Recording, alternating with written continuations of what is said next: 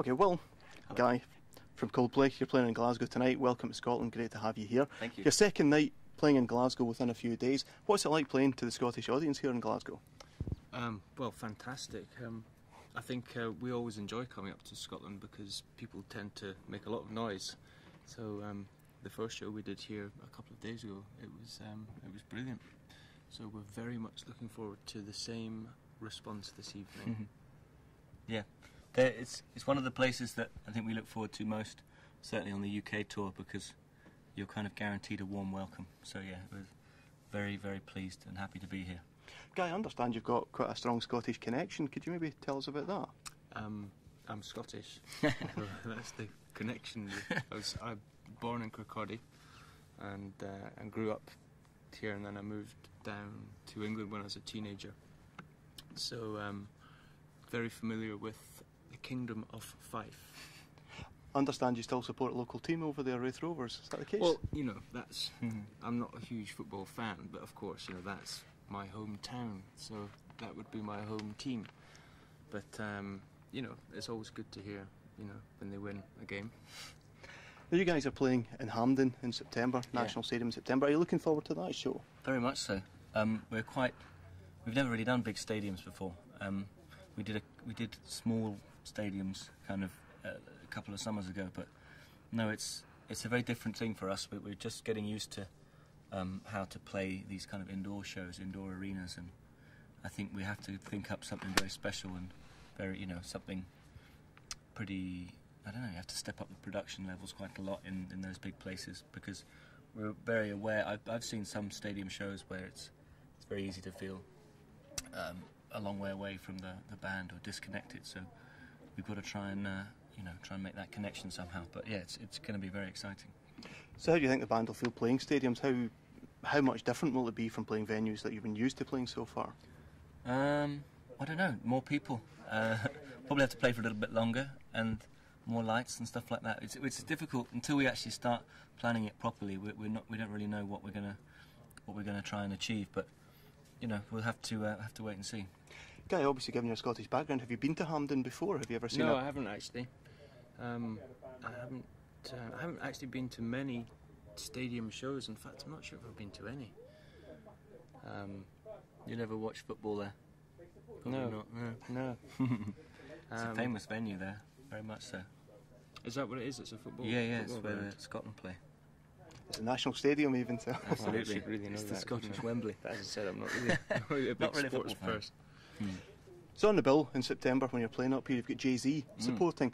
Some might see that as a sort of a strange choice for an act playing. Why is it? What's the connection with Jay-Z?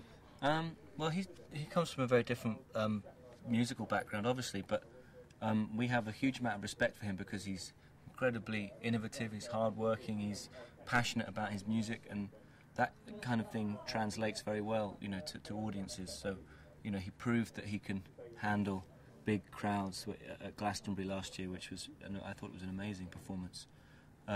So yeah, it's just someone that we have a great respect for, and someone that we know can whip up a crowd. So it's going to be very exciting. Hip hop's not something you'd naturally perhaps associate with Coldplay or Coldplay fans, is it? But is it something that you guys are comfortable with? Complete, very different style of music. Yeah, absolutely. I mean, I don't really see the point in putting on a show where you've got a band on before you who are sort of a bit like you. You know, I think it's far more exciting to have people watch something that they might not expect or they might not be so familiar with, and you know, some people might really enjoy it. So I think it's just all about sort of variety, really. It's like a big variety show. Similar again for the London show, you've got Girls Aloud on the bill again, something very, very different. Yeah. Absolutely.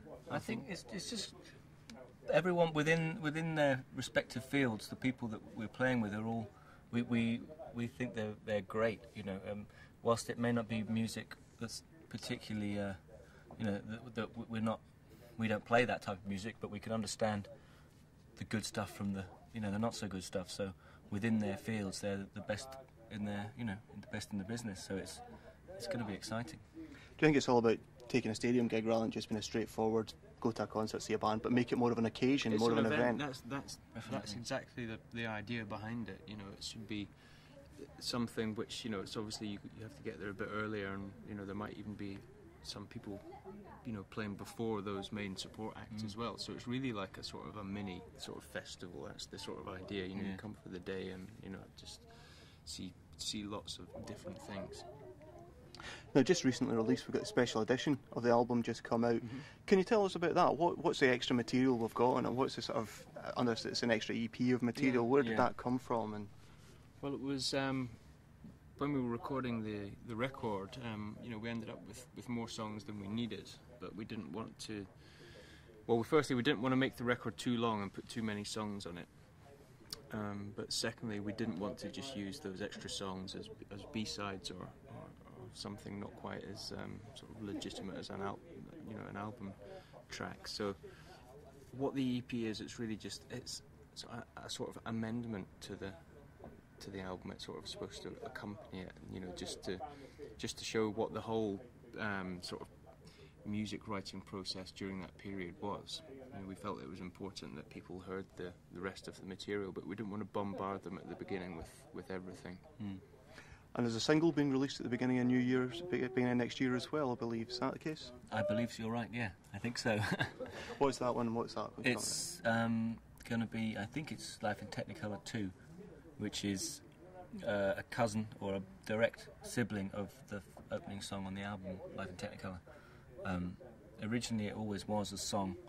It had a different melody and different lyrics, but we felt that for the album we'd like to have a piece of music that started the record that didn't have singing on, just to kind of set the tone. But it was, I think, always in the back of our minds that there was a great song there, and we just hadn't quite found the right vocals or the right melody for it, and then it came along, and now it'll be released as a single, so it's a development of the album track. You're touring quite extensively from now till, I think it's September or so of next year. How are you getting through that? It seems a lot of hard work. It is hard work, but it's also a lot of fun. You know, it's very boring when you hear musicians moaning about how difficult their lives are. You know, we love playing music all over the world. You know, we're going to some of our favourite places in the next 6 months. So, you know, it's a great way to combine travelling and music and everything. It's pretty amazing. Somebody singing along. Absolutely. So we've got the tour on till September. So what are the band's plans for after then? What's on the horizon after that? Well, I think we're not touring constantly till September. We're going to be touring until the end of this year, and then there's a few things, you know, planned and touring wise for next year. But we're actually going to be starting to do some recording as well. So we're going to start working on the next record next year as well. When can we expect anything to come from that at all? Well, when we think it's good, and you know, great, yeah. Which could be a year or it could be 2 years, or who knows? You know, we just have to start working and then see how it shapes up. So what sort of ideas are coming in together already? Anything? Well, there isn't really anything to talk about at the moment because we haven't really started. But there's a few ideas that are being sort of thrown around, but I can't tell you anything about that. Not that it's secret, just because I don't really know.